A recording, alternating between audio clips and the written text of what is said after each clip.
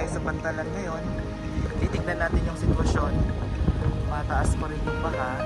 Update now August 26, 2026. Ngayon tignan nyo po yung baha. Oh. Mataas pa. Magpakaya. Mga taong maglalakad dito sa Pantalan. Harap na public market dito sa Masantol, Pampanga. Ayan. Ang daan. From there, hanggang doon may tubig pa rin. Kaya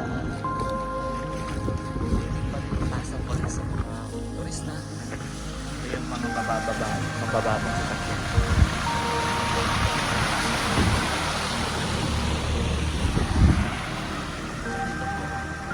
Yung level kasi ng ilog, tapos yung kalsada dito sa may taasan, pantay na or tumataas pa. Yung mga buti na ng doon banda, may flood control na hindi pa na nagiba bagyo. Pero dito lumampas na yung tubig dito pag overflow papunta ng market or public market.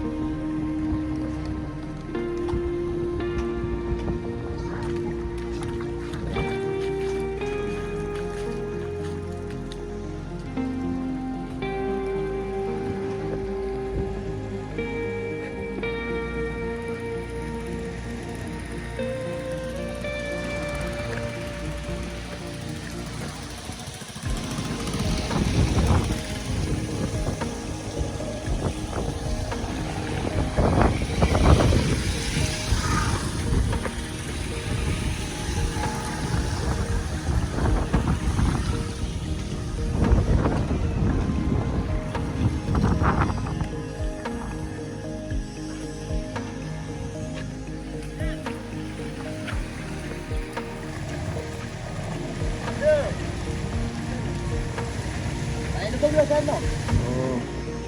Sobra pa yung